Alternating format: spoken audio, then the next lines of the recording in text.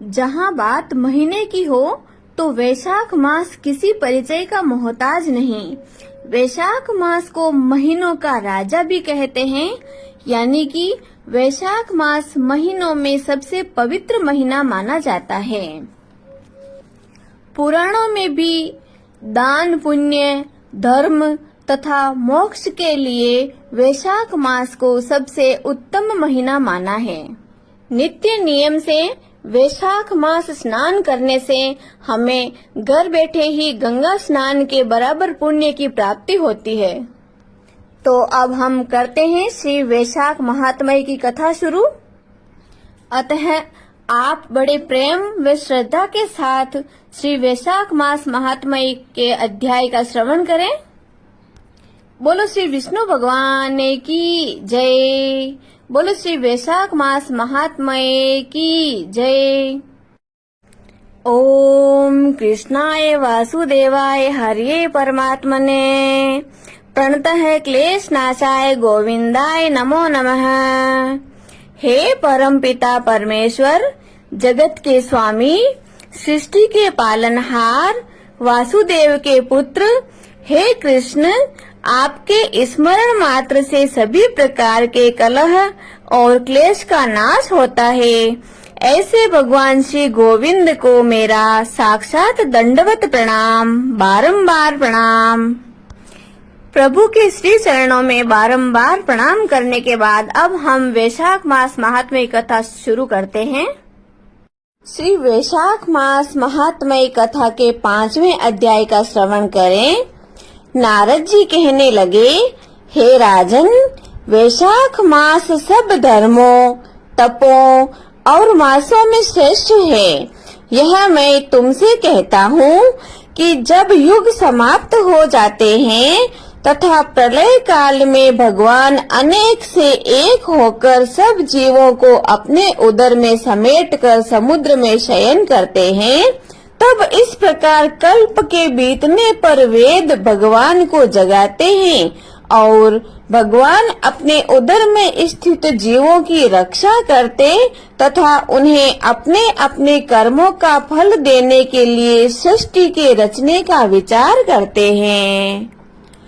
उनकी नाभि से त्रिलोकी का आधार रूप सुवर्णमय कमल उत्पन्न होता है। उस कमल से विराट रूप ब्रह्मा उत्पन्न हुए। फिर सत, रज और तम उत्पन्न हुए और गुण, प्रकृति, मर्यादा तथा भुवनों के स्वामी रचे। फिर वर्णाश्रम के विभाग पर धर्म कल्पना करते हुए वेद, मंत्र, स्मृति, पुराण और इतिहास रचकर इनके प्रवर्तक ऋषि उत्पन्न किए। अलग अलग वर्णों के धर्म निर्माण किए। प्रजा अपने धर्म में यथोचित लगी हुई है या नहीं, यह देखने के लिए साक्षात अंतर्यामी भगवान डर दिखाने और परीक्षा के निमित्त अवतार धारण कर स्वयं इस संसार में आए। वर्षा काल में कई कीचड़ में फंसकर यथोचित धर्म कार्य नहीं कर सकते, शीत में वात आदि से दुखी होकर ठीक धर्म पर नहीं चल सकते, शरद ऋतु में ठंड के मारे प्रातः काल नहीं उठते, इससे बड़ा दुख होता है। इस कारण भगवान ने संपूर्ण पापों के निवारण के लिए वसंत ऋतु बनाई। यह ऋतु स्नान, दान, यज्ञ, क्रिया और सब भोगों के लिए अनुकूल है। मीन की संक्रांति में वर्णाश्रम वासियों के घरों में रहकर भगवान लोगों के कर्मों को देखते हैं। धर्म पर चलने वाले मनुष्यों की मनोकामना पूरी करते हैं और अधर्म पर चलने वाले की आयु और धन क्षीण करते हैं। जो वैशाख मास में अच्छी तरह भगवान का पूजन करते हैं, अर्थात उन्हीं के रूप साधु महात्माओं की सेवा करते हैं, तथा जो अन्य महीनों में नहीं करते किंतु वैशाख मास में ही करते हैं, उनकी पूजा आदि देखकर भगवान उनको क्षमा कर देते हैं। भगवान भी पूजा से यही देखते हैं कि कितनी श्रद्धा है, भगवान इस मास में प्राणियों की परीक्षा करते हैं। इति श्री वैशाख मास महात्म्य कथा पंचम अध्याय संपूर्णम। बोलो श्री विष्णु भगवान की जय, लक्ष्मी मैया की जय। वैशाख मास महात्म्य कथा की जय। वैशाख मास महात्म्य कथा के 6ठे अध्याय का श्रवण करते हैं। नारद जी कहते हैं कि हम एक ब्राह्मण और छिपकली का इतिहास कहते हैं। प्राचीन काल में हमांग नाम का एक राजा इक्ष्वाकु वंश में हुआ। उस वंश के राजा ने अन्नदान नहीं किया, इसी से उसे चातक व छिपकली का जन्म मिला। वह निर्धन व निर्बल ब्राह्मणों की बहुत सेवा किया करता था, लेकिन विद्वान व तेजस्वी वेद पाठी ब्राह्मणों की सेवा नहीं करता था। जो वस्तु स्वयं सुलभ है उसका दान नहीं करता था। उसका कहना था कि दुर्लभ वस्तु का दान उत्तम होता है। वह ब्राह्मणों का बड़ा भक्त, किसी की निंदा नहीं करने वाला, शत्रुओं पर विजय पाने वाला तथा जितेंद्रिय था। उसने इतने यज्ञ किए कि कुशाओं से पृथ्वी पर कुशा ही कुशा दिखाई देने लगी। उसने गऊ, भूमि तथा सुवर्ण का दान देकर अनेक ब्राह्मणों को प्रसन्न किया। कोई ऐसा दान नहीं जो उसने नहीं किया हो। परंतु फिर भी वैशाख मास में जल दान नहीं किया। वह कहता था कि आसानी से प्राप्त होने वाली वस्तु दान करने से क्या फल है, जल तो सहज में ही लभ्य है। अतः वह राजा लूले लंगड़े, अंधे और जीविकाहीन ब्राह्मणों की सेवा किया करता था, किंतु वेद पाठी, तत्वज्ञानी और ब्रह्मवादियों की सेवा पूजा नहीं किया करता था।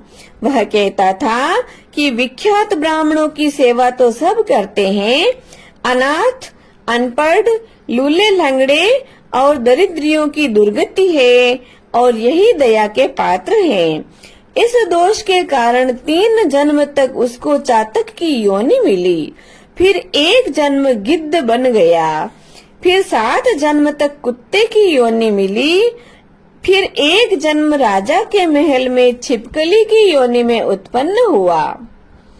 इस प्रकार उस राजा को मिथिलापुरी के राजा शुद्ध कीर्ति के घर में छिपकली बनकर द्वार की चौखट पर कीड़ों का भक्षण करते हुए 87 वर्ष बीत गए। एक समय श्रुतदेव ऋषि भूखे प्यासे दोपहर के समय मार्ग में थके हुए मिथिलापति के घर आए। ऋषि को देखकर राजा ने खड़े होकर उनका बड़ा आदर सत्कार किया, मधुपर्क आदि से उनका पूजन किया और उनके चरण धोकर अपने माथे पर उस जल को छिड़का। देव योग से उस जल की एक बूंद छिपकली पर भी जा पड़ी। जल की बूंद पड़ते ही उनको अनेक योनियों के जन्म का ज्ञान हो गया और वह हाय हाय करके कहने लगा कि हे ब्राह्मण देवता, मेरी रक्षा करो, मेरी रक्षा करो। छिपकली के ऐसे वचन सुनकर ब्राह्मण को बड़ा आश्चर्य हुआ और कहने लगे कि तू कौन है और क्यों विलाप करता है? तू अपना सब वृतांत बता, मैं अभी तेरा उद्धार करूंगा। ऋषि के ऐसे वचन सुनकर वह छिपकली कहने लगी, हे ब्राह्मण, मैं इक्ष्वाकु कुल में उत्पन्न हुआ वेद शास्त्र का ज्ञाता था। मैंने गौ दान और यज्ञ दान तथा बहुत से कुएं, तालाब और बावड़ी बनवाई, अनेकों दान दिए और धर्म पूर्वक राज्य भी किया, तो भी मुझे स्वर्ग नहीं मिला। 3 जन्म तक चातक बना और 7 जन्म तक कुत्ते की योनि में रहा। अब छिपकली की योनि में आया हूँ। यह राजा आपका चरणोदक छिड़क रहा था, उसकी एक बूंद मुझ पर गिर गई, जिससे मुझे अपने पूर्व जन्मों का वृतांत स्मरण हो आया है और मेरे अनेक पाप नाश को गए हैं। मुझको 28 जन्म तक छिपकली की योनि भुगतनी पड़ेगी, सो मैं इन जन्मों से डरता हूँ। अब आप कृपा करके कहिए कि मेरी यह दशा कैसे हुई। तब ऋषि ने अपने ज्ञान चक्षु द्वारा सब कुछ जान लिया और कहने लगे कि मैं तुम्हारी बुरी योनि का कारण समझता हूँ। तुम ध्यान देकर सुनो। तुमने भगवान के प्यारे वैशाख मास में कभी जल दान नहीं किया। तुमने जल सुलभ जानकर यह समझ लिया कि यह तो बिना मूल्य ही मिलता है और धूप व मार्ग के प्यासे ब्राह्मण को जल दान नहीं किया। महात्माओं की अवज्ञा इस लोक और परलोक दोनों में दुखदायी है। सज्जनों की पूजा ही धर्म, अर्थ, काम और मोक्ष देने वाली है। इस प्रकार बहुत से कर्तव्य को नहीं देखते। जैसे मंद आदमियों की संगति से कुछ फल नहीं मिलता, वैसे ही तीर्थ और मूर्तियों से भी तत्काल कुछ भी फल नहीं मिलता। परंतु महात्मा तो दर्शन मात्र से ही पवित्र कर देते हैं। साधु सेवा से कोई सज्जन दुखी नहीं होता। तुमने न तो जल दान किया और न ही साधुओं की सेवा की, इसी कारण तेरी यह दुर्गति हुई। अब मैंने जो वैशाख पुण्य किया वह तेरे को दूंगा, उसी के फल से तेरी शांति होगी। इससे तेरे भूत, भविष्य, वर्तमान तीनों कालों के कर्मों के संस्कार दूर हो जाएंगे। यह कहकर ऋषि ने जल स्पर्श कर एक दिन के वैशाख स्नान का फल उसको दे दिया। जल के छींटे लगते ही वह छिपकली सब पापों से मुक्त होकर दिव्य रूप होकर छिपकली का रूप त्याग कर नमस्कार कर आज्ञा लेकर स्वर्ग को चला और 10,000 वर्षों तक सुंदर भोगों को भोग कर इक्ष्वाकु वंश में ही महाप्रभावशाली काकुत्स्य नाम से उत्पन्न हुआ और 7 द्वीप पृथ्वी का राज्य करने लगा। इति श्री वैशाख मास महात्म्य कथा 6वां अध्याय संपूर्णम। बोलो श्री विष्णु भगवान की जय, लक्ष्मी मैया की जय, वैशाख मास महात्म्य कथा की जय। अब हम जगत के पालनहार प्रभु की आरती करते हैं। हरि ओम। शांताकारं भुजगशयनं पद्मनाभं सुरेशं विश्वाधारं गगनसदृशं मेघवर्णं शुभांगं लक्ष्मीकान्तं कमलनयनं योगिभिर्ध्यानगम्यं वन्दे विष्णु भवभयहरं सर्वलोकैकनाथम्। ओम जय जगदीश हरे स्वामी, जय जगदीश हरे। भक्त जनों के संकट, दास जनों के संकट क्षण में दूर करे। ओम जय जगदीश हरे। जो ध्यावे फल पावे, दुख बिन से मन का। ओ प्रभु दुख बिन से मन का। सुख संपत्ति घरे आवे, सुख संपत्ति घरे आवे, कष्ट मिटे तन का। ओम जय जगदीश हरे। मात पिता तुम मेरे शरण गहूँ किसे की। ओ स्वामी शरण गहूँ किसे की।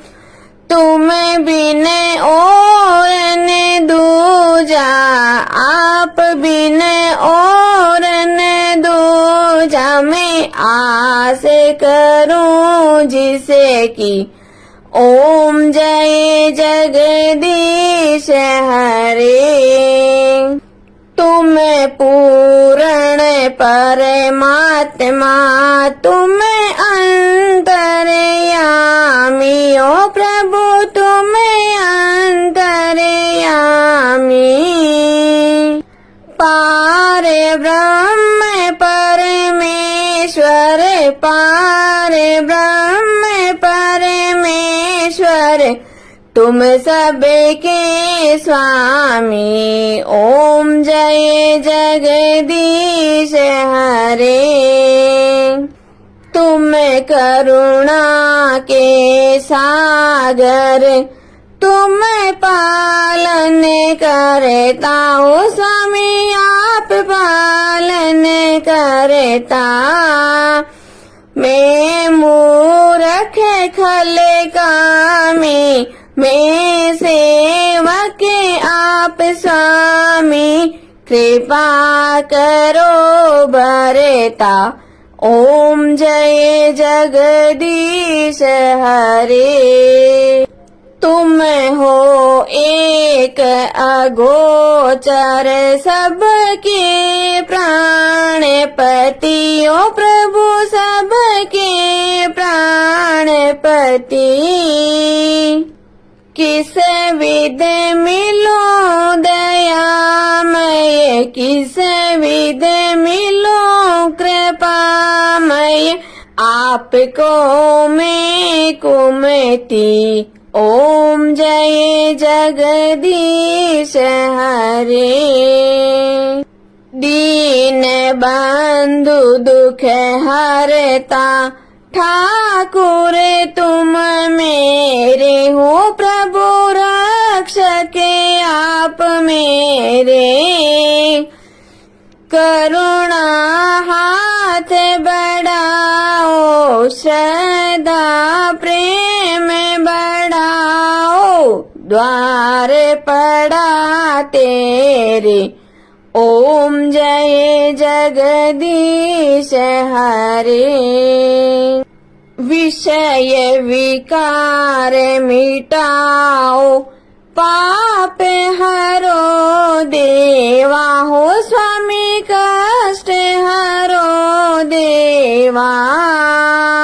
श्रद्धा भक्ति बढ़ाओ, करुणा प्रेम बढ़ाओ, संतन की सेवा। ओम जय जगदीश हरे। तन मन धन सब कुछ है तेरा हो स्वामी, सब कुछ है तेरा। तेरा तुझको अर्पण, आपका आपको अर्पण, क्या लागे मेरा। ओम जय जगदीश हरे। श्री जगदीश स्वामी जी की आरती, जो कोई नर नारी गावे, हो जारा पाप परा जावे। जारे घर लक्ष्मी जी आवे, हो जारे नव निधि होई जावे। हो जारा दुख दारिद्र जावे, हो जारे सुख संपत्ति आवे। होवे तो भक्ति मुक्ति पावे। कहत शिवानंद स्वामी, रटते भोलानंद स्वामी, मनवांचित फल पावे। ओम जय जगदीश हरे। ओम जय जगदीश हरे। ओ स्वामी जय जगदीश हरे। ओ प्रभु जय जगदीश हरे। भक्त जनों के संकट, दास जनों के संकट क्षण में दूर करे दाता, पल में दूर करे। ओम जय जगदीश हरे। बोले श्री विष्णु भगवान की जय। श्री वैशाख मास महात्म्य कथा की जय। आज के आनंद की जय। जय श्री कृष्णा जी।